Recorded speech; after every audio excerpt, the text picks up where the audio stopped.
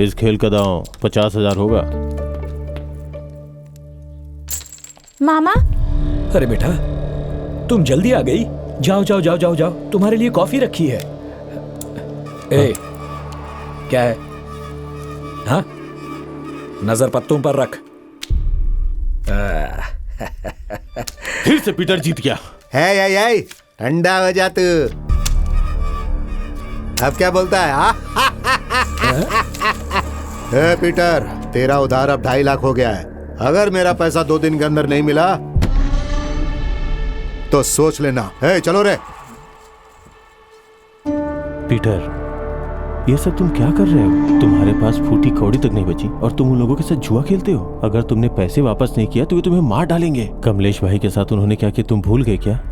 देखो विनोद, पिछले साल तक मैं जीत रहा था ना। हाँ, 3 महीने से जरा मेरा बैड लक चल रहा है। विनोद, बस एक दाव खेलने दो ना। बस एक दाव में सब जीत लूंगा। खेलने के लिए बचा क्या है तुम्हारे पास? तुम्हारी हालत वो अच्छे से जानते हैं। तुम्हारे पास पैसे नहीं है, वो खेलने क्यों आएंगे? विनोद, उन्हें सिर्फ एक बार खेलने के लिए बुला। देख, कल 4 तारीख है। 4 मेरा लकी नंबर है। पर पीटर, सारा नुकसान कवर हो जाएगा। छोटा दांव खेलोगे तो हारे हुए पैसे नहीं जीत पाओगे। अगर बड़ा दांव खेलोगे तो शायद कुछ फायदा हो जाए। हाँ, दोनों की नजर तुम्हारी भांजी पे है। कहो तो कल उन्हें बुला लेता हूँ। ज़बान खींच लूंगा। तुम्हारे पास ये आखिरी मौका है। तुम्हें खुद की जीत पे भरोसा है ना, तो फिर क्या प्रॉब्लम है? तुम बस अपनी भांजी को मना लो तो वो खेलने के लिए तैयार हो जाएंगे। अरे वो छोटी बच्ची है। ठीक है, फिर रहने दो, मैं चलता हूँ।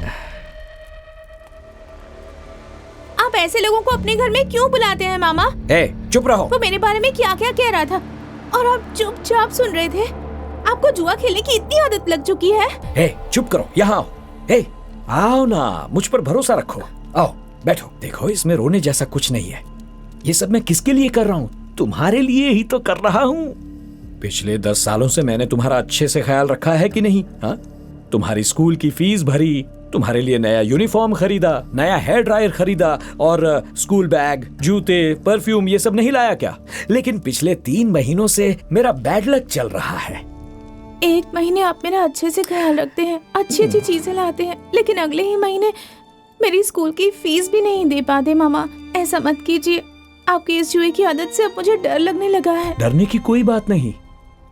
तुम तो अब लोगों की तरह बोलने लगी हो। ये सिर्फ एक खेल है। It's mathematics. जिसे मैथमेटिक्स समझ में आता है वही जीतता है, और जिसे मैथमेटिक्स समझ में नहीं आता वो लोग इसे जुआ कहते हैं। देखो ना, अभी अभी हमने जो गेम खेला था ना अभी यहाँ पर, इसमें अगर ये वाला पत्ता नहीं निकलता तो पता है क्या होता है? सारा पैसा मैं जीत जाता, फिर तुम्हें राजकुमारी की तरह रखता। हाँ, पर कल मैं ही जीतूंगा कल। हाँ, देख लेना। अब तो वो लोग घर पर ही जुआ खेलने लग गए। तुम अपनी क्लास में जाओ, ये मुझ पर छोड़ दो। मुझे घर जाने से बहुत डर लगता है राजीव। मत रो अनीशा। देखिए ना मामा, मैंने सारा घर साफ करके रख। क्या हुआ मामा? तुम्हारे मामा का बहुत बुरा वक्त चल रहा है बेटा। 52 पत्तों में से जो एक पत्ता मैं नहीं चाहता था, वही पत्ता बार बार आ रहा था। बस एक बार अपने मामा की जान बचा लो बेटा। पीटर, क्या कर रहे हो तुम? इतना इमोशनल क्यों हो रहे हो? ये कोई छोटी बच्ची है क्या? हाँ, जाओ यहाँ से, जाओ। मुझे माफ कर दे। दरवाजा बंद कर दे। घबराओ नहीं अनीशा। अरे कुछ नहीं होगा। प्लीज दूर हटिए मुझसे। देख तो कौन है। छोड़ दो मुझे। कौन है तू? अनीशा है क्या? मैं उसे ले जाने आया हूँ। क्या कहा? ले जाने आया है? तू कौन होता है? अरे शांत हो जाओ। प्लीज मुझे हाथ हट जाओ। कौन है तू? हाथ लगा उसे। क्या बोला? हाथ लगा के दिखा, छू कर दिखा।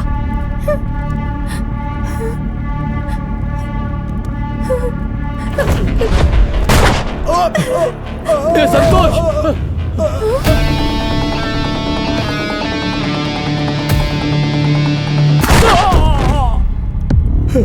मैं इसे पैसे देकर तुम्हें यहाँ से ले जाने के लिए आया था, लेकिन तुम्हारे अंकल ने सारी हदें पार। क्या कर रहा है? बताओ निशा, मार डालू क्या इसे? मैंने तुम्हारे लिए क्या कुछ नहीं किया। जरा सोच के देख।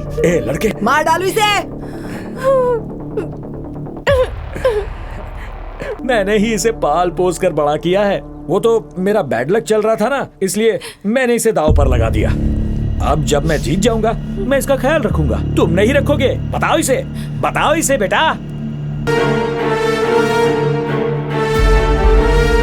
बेटा नहीं ऐसा मत करना। देखो। इसके बाद हम मुंबई आ गए, वहाँ से कोलकाता और फिर दुबई। हमने बहुत सारा पैसा कमाया। तुमने न्यूज़ में उन चोरियों और मर्डर्स के बारे में सुना भी होगा। उनमें से काफी मर्डर्स में हमारा ही हाथ था, लेकिन कुछ समय बाद हमने ये सब कुछ बंद कर दिया और एक नई जिंदगी की शुरुआत की। क्या कर रहे हो? Stop it. बैठो। हमें एक बड़ा असाइनमेंट मिला है, बहुत बड़ा असाइनमेंट। अनीशा, इसके बारे में हम बात कर चुके हैं। जिस दिन मुझे पता चला कि तुम माँ बनने वाली हो, मैंने ये सब छोड़ने का फैसला किया था। देखो, इतने सालों से मुझे एक अच्छी जिंदगी देने के लिए तुमने कितनी मेहनत की है। बस एक आखिरी बार सोचो कि तुम ये अंकिता के लिए कर रहे हो।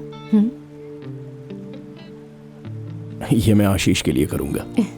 ये सिंगापुर वाला मिशन राजीव का आखिरी मिशन है, लेकिन ये उसकी पहली नाकामयाबी भी है।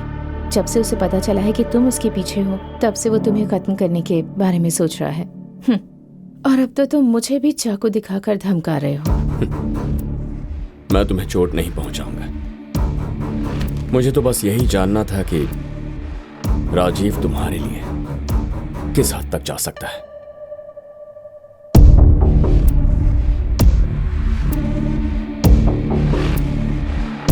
अनीशा कहाँ है? कहाँ है अनीशा?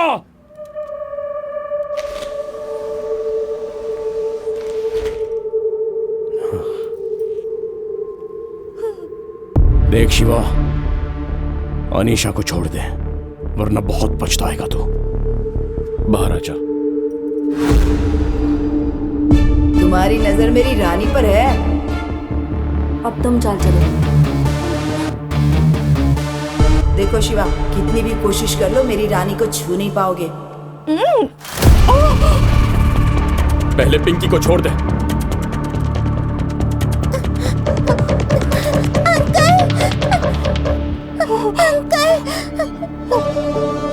अब अनीशा को भी छोड़ दे। मैं इसे कभी नुकसान नहीं पहुंचाता, लेकिन मैं इसे ऐसे जाने भी नहीं दूंगा। तुम दोनों अपने इस बच्चे की इतनी फिक्र कर रहे हो जो अब तक पैदा भी नहीं हुआ, लेकिन मेरे 11 भाई मारे गए। उनका भी कोई बाप है, उनकी भी कोई माँ है, उनके बच्चे। मैं सिर्फ इतना ही जानता था ये तुम्हारी बीवी है, पर तुम्हारी पार्टनर भी है ये नहीं पता था। इसके लैपटॉप से तुम्हारे सारे असाइनमेंट के डिटेल्स मुझे मिल गए। वो सारे सबूत बताते हैं कि ये हर वक्त तुम्हारे साथ थी। इसके 6 नकली पासपोर्ट्स वो भी मेरे पास है। अगर ये एविडेंस मैंने इंटरपोल को दे दिया तो तुम दोनों अंदर जाओगे। तुम्हें गुस्सा बहुत जल्दी आता है राजीव, और इसी गुस्से की वजह से बेवकूफियां करते हो। You are an emotionally unstable person. मैं अपनी पूरी जिंदगी तुमसे लड़ने में नहीं बिताना चाहता। मैं तुम्हें तुम्हारी जिंदगी बचाने का एक मौका देता हूं। अगर मेरी बात मान ली तो मैं ऐसे कुछ नहीं होने दूंगा। मैं सुन रहा हूं, बताओ। मेरे वो भाई जिन्हें तुमने मारा है उसकी जिम्मेदारी ले लो, और आज ही अपने आप को पुलिस के हवाले कर दो। अनीशा के लिए जो टिकट बुक किया है, मैं उस टिकट से उसे घर पहुंचा दूंगा। लेकिन इस बीच अगर तुमने कोई और बखेड़ा खड़ा कर दिया तो सारा एविडेंस इंटरपोल को दे दूंगा।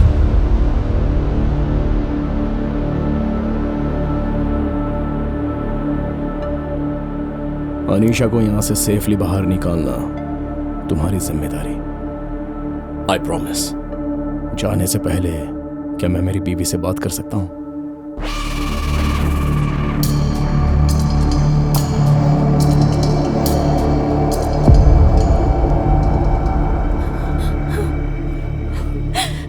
मुझे ये सब अच्छा नहीं लग रहा राजीव। तुम मेरी फिक्र मत करो। मैं मर भी जाऊं तो कोई गम नहीं। उसे छोड़ना मत। अब जल्दबाजी में कुछ नहीं करना है अनीशा। इस सब से निकलने के 1000 तरीके मुझे पता है, लेकिन फिलहाल ये जरूरी है कि तुम और हमारा बच्चा सही सलामत यहां से निकले। तुम बस थोड़ी हिम्मत रखो।